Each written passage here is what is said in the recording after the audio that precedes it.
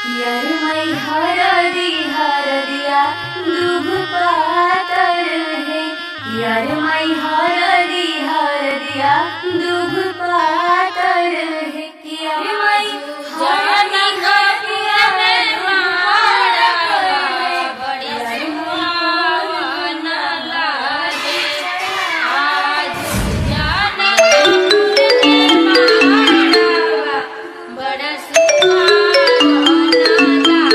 Hello. हाँ hello. कहाँ बाड़ा? घरे बनी। अरे जल्दी आओ ना। अरे इतना जल्दी कब आ? हमरा ये सब कुछ नहीं सुने के, जल्दी आओ ना। अरे तो इतना घबराइल काहे बड़े? हमरा जिंदगी और मौत के सवाल बा, प्लीज जल्दी आ जाना। ठीक बा आओ।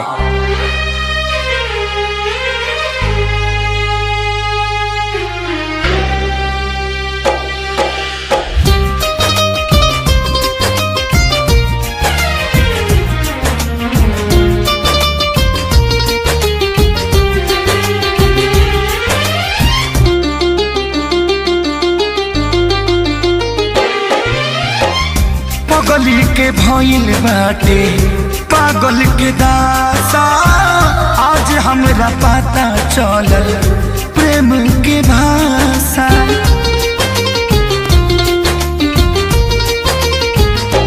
हाँ पागल के भइल बाटे पागल के दासा, आज हमरा पता चलल प्रेम के भाषा।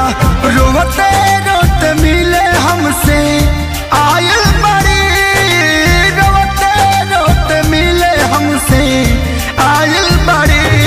हमर जान आज हरदी से लटाइल बड़ी, हमर जान आज हरदी से लटाइल बड़ी।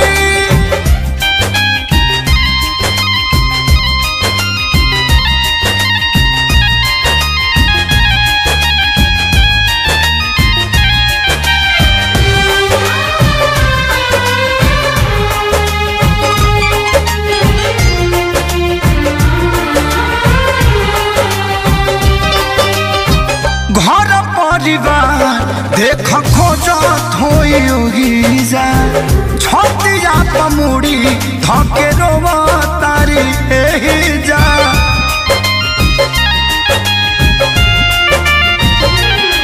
हथवा के मेहंदी मिटावेली इ तो हमरे के समझावेली। अखिया बाल राइल पागा लाइल बड़ी,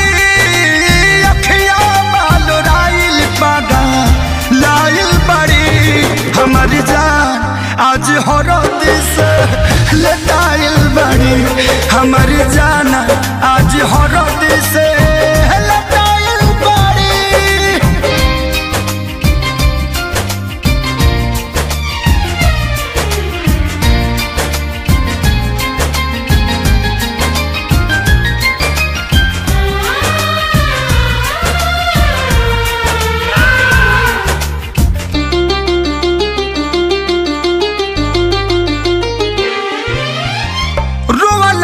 इनका झरे बनावा के पाता, प्यार के मतलब रब जिया जुए बुझाता।